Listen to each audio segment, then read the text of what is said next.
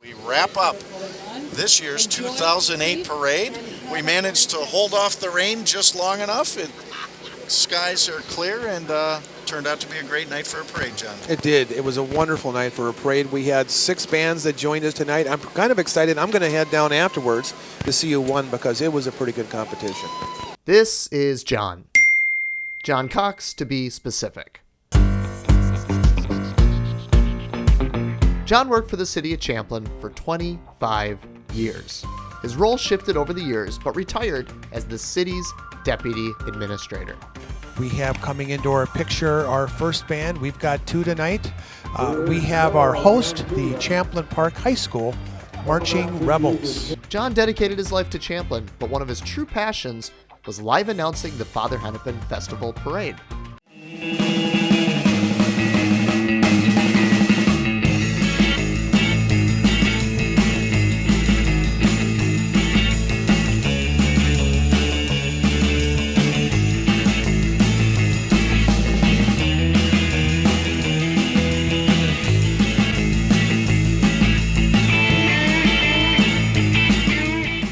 3 years, I think, since we've done this, so it was a fun time for everybody involved this year. For decades, John hosted the parade for QCTV alongside Steve Boynton. John is now happily retired and currently living in Arizona. But through the beauty of technology, we were able to catch up with John to share some of his favorite Father Hennepin memories.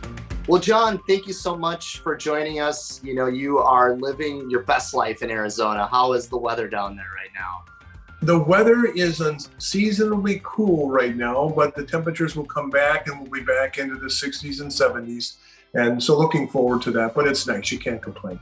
Well, again, thanks for joining us. You are a Champlin staple. I mean, you were and you still are, really, right? You worked for the city for 25 years, correct? 25 years, yes. So you and Steve sat in those 2 chairs and you narrated the parade for how long? I believe somewhere in the neighborhood of 15 plus years that we've been involved with the event.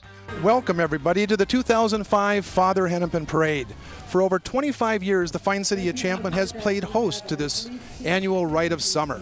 My name's John Cox, and I'm joined here this evening with the mayor of Champlin, Steve Boynton. It's been a lot of fun. QCTV does a wonderful job, makes our job very, very easy. But I'll tell you, Corey, in the early days, we would sit on top of this huge TV production truck and try to view the parade from that standpoint. And it was a little scary up there back in those days. But now you have us on the ground. Thank you. Yeah, it's better to be on the ground, a little more safe, right, than way up on the truck. It is. Well, we had a couple of years where we had rain, and our chairs were literally inches from the edge of the top of the truck. The year that we showed up and they said, hey, this year we're going to try putting you on the ground, we were so happy. Do you have any other kind of specific or fun memories of the parade or the festival? Well, the parade, let me just mention this because the history is interesting. So the parade started in 1929. It was set up really as a one and done. So it was held in 1929. And then there was a bicentennial committee that was set up in Champlin in 1976. And that committee felt it would be a good idea to bring the festival and the parade back, which they have and has been held every year since. Except I think we missed 1 year during COVID. I think the parade was canceled. You have a Champlin-focused podcast that you record from your home in Arizona. Do you want to touch on that real quick if people want to check that out? Yeah, I would love to. So Steve Boynton, former mayor, still a Champlin resident, him and I co-host a show called The Champlin Project. And that project is just a journey to share interesting stories about Champlin's past. We've had a great time doing that. And then we usually bring on a guest who can authenticate some of the things that we're talking about. It's really a fact-based show that talks about the history, and the history is very interesting. So it's been a lot of fun. Well, thanks for your time, John, and we hope to see you this summer at the next Father Hennepin Festival.